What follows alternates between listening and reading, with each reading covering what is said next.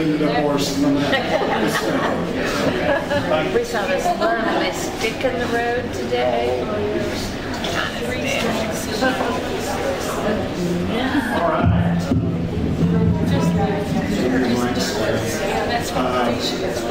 That was great, Justin. We appreciate you being here from Asheville, and a lot to learn from that, especially the journey of an entrepreneur from a young man to successful business and continue to grow.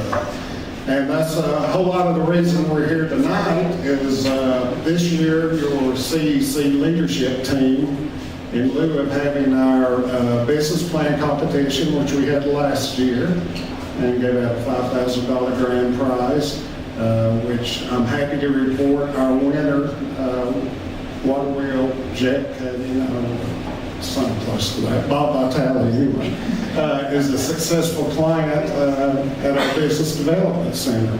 And I was by there today, and he's doing some great things and doing some innovative things for his business and growing his business, so he's doing well. This year, rather than doing the business plan competition, we thought it would be important that we recognize a growing sector of our economy in Macon County, and that's our young entrepreneurs. I don't know if you've noticed the last few years that, especially the last couple of years, we've really had a growth in young folks under 35. I consider that young. I used to not, but I do. The starting their own business and being successful, and they've used the resources to grow that are available to them through Southwestern Community College's Small Business Center, Western Carolina's Business Center, and various different groups. So we thought it would be fun and fitting that if this year we had the 2015 Young Entrepreneur of the Year from Macon County. The nominations opened, and we had 11 nominees this year. And folks, I got to tell you that all these nominees are great. There was not a bad egg in the whole batch. This was a great group of entrepreneurs and small business folks that all of them could have won this award. So our first charge was to narrow that down to 4 finalists, which we are going to name tonight. And our winner will be named at the BizWeek banquet Thursday night. So first of all, I'd like to introduce our CEC leadership team. Tommy Dennison from Western Carolina University, who's not with us this evening. He's working over in Asheville. Tiffany Henry, SCC Small Business Center. Tiffany, are you here? Hello. Judy Chapman from DNET, also our chamber president. Michael Chapman from DNET, resident geek.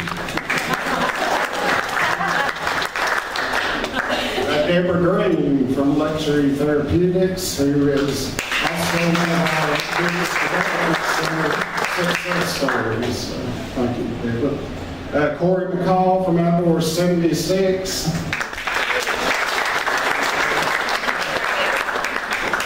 Ken Murphy from the Lazy Hybrid. Also our liaison from the EDC, Josh Owens from Macon Bank. This is not an exclusive group. Anyone is welcome to come and join us. Just let me know and show up at a meeting, and we'll put you to work on something. So like I said, this group worked very hard with our 11 nominees. And we came up with the 4 finalists, or they came up with the 4 finalists, and we'll see if I can pick them out here.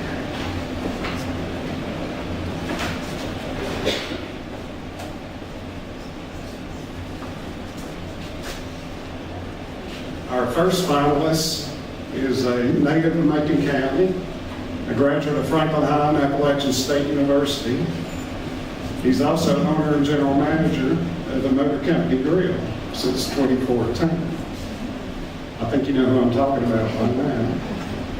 Tim Crabtree purchased an existing business.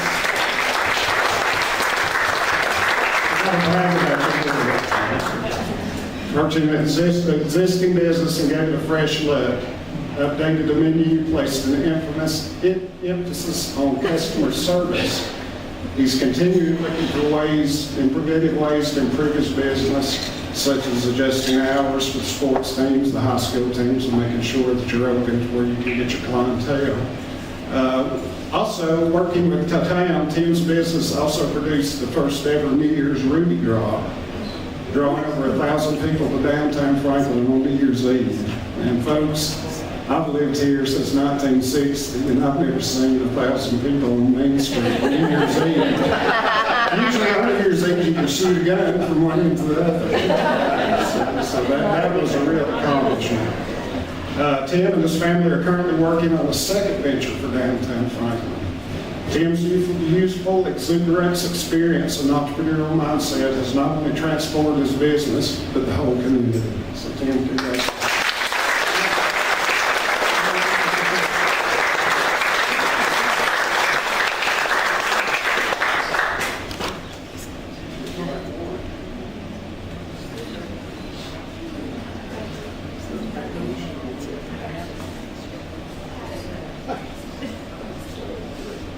Sure, we brought yours, Tom. I'm by over to give it time. Maybe so.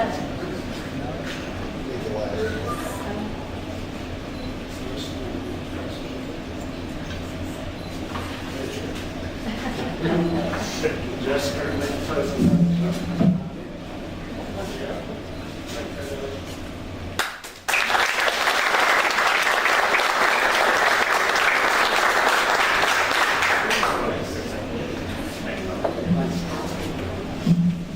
All right.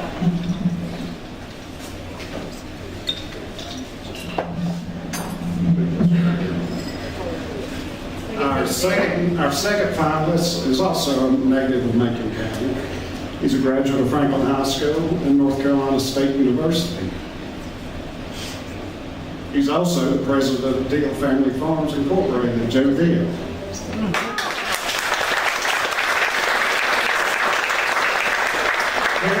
Carrying on the family tradition since the 1800s, Joe returned to the family farm in 2007.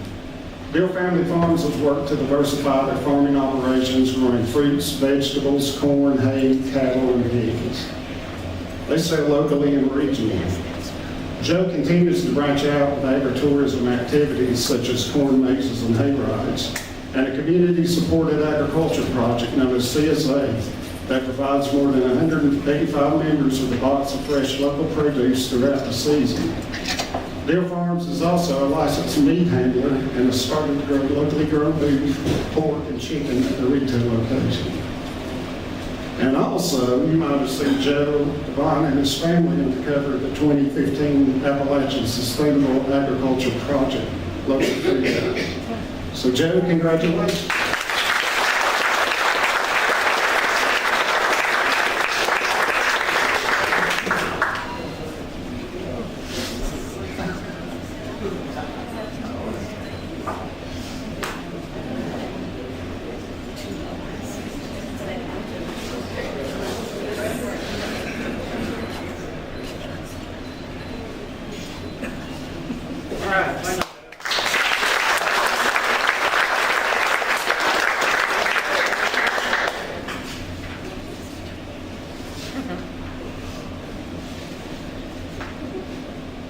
Our third nominee is a native of Maryland.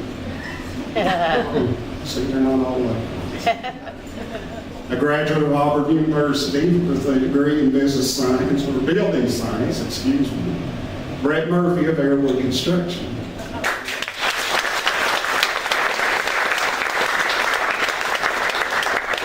Brett specializes in custom home building, developing a reputation as a premier builder who listens to and works closely with his client to make their dreams become a reality. He has been successful at growing his business even during a serious downturn in the home building sector, keeping his crew together as well as providing subcontractors with work. Brett incorporates new building technologies such as LEED into his business. Customer service is job one with Brett, from returning phone calls on time, which is important, to meeting deadline schedules. He has also found time to help his wife Brittany open a retail shop on Main Street. Branching out from his building business, Brett has also founded the Valley, which we're in downtown Macon. So Brett, congratulations.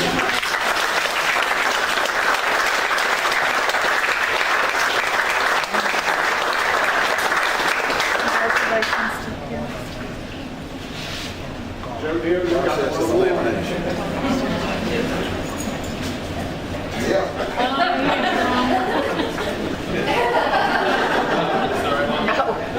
That's the right board. Thank you.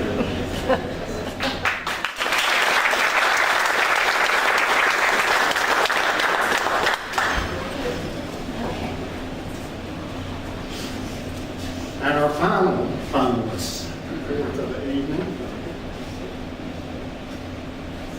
I don't know if he's a native from there, but I know he's from Maine.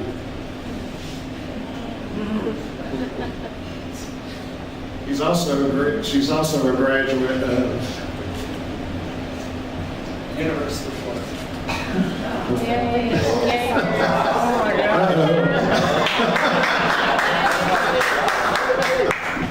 And our final finalist is Jacob Ritchie of Smart Pharmacy.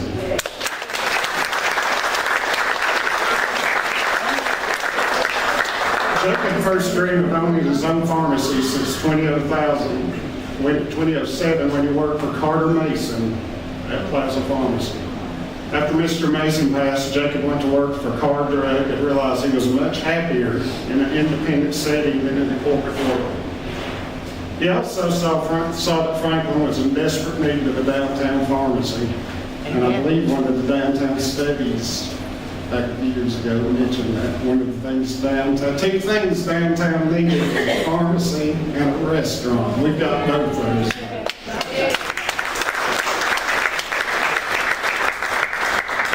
Starting his own company in 2010, Jacob's Pharmacist Services, it was a relief pharmacist business that allowed him to help independent pharmacies throughout Western North Carolina. This gave him a unique insight into the innovative ways and best practices needed to run a successful business in pharmacy. After designing a business plan over a 2-year period, Jacob opened Smart Pharmacy, not only providing a much-needed service to the community, but also helping revitalize a part of downtown Franklin. So, Jacob.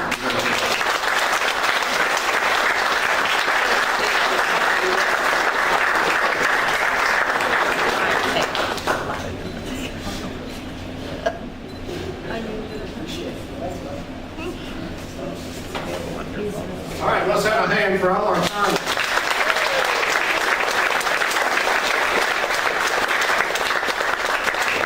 And they will be competing for this expensive piece of hardware. Sorry, the business plan, competition, they don't funds for that.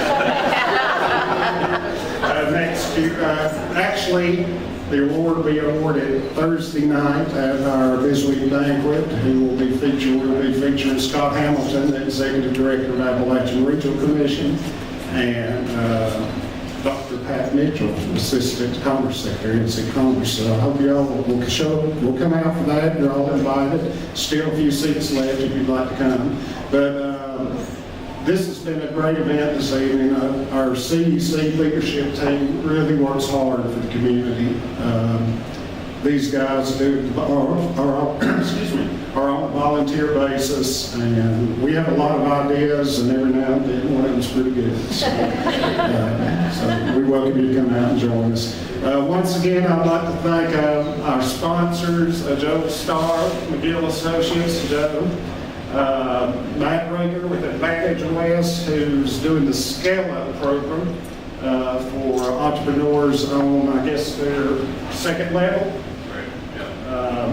And if you're interested in that, that is a really good program. See Matt or myself, I've got information on that program. That's for mid-level entrepreneurs, take it to the next level. Let's see, who else do we need to thank? Tony Angel Media, thank you, Tony, for your work tonight. And most of the Bowery, of course, the Bowery.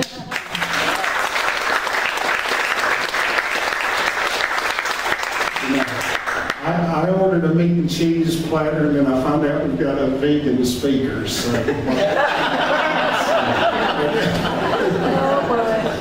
Hey, Motor Company Grill's taking care of it. And of course, Mrs. Jenkins. Makes the Jenkins household run on time, when it does run on time. Thank everyone for coming tonight. I think the bar still might be open for the last call. I guess, is that permissible? And if I've forgotten anyone, send me an email and tell me about it. Once again, thank all our nominees. Let's hear it for our nominees. Great job. We'll see you Thursday night.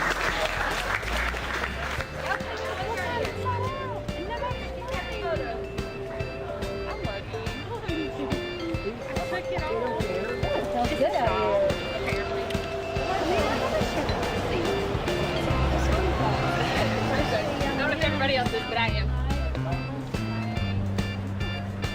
Oh, we attribute it to you, Miss Jenkins. We're good? We're good.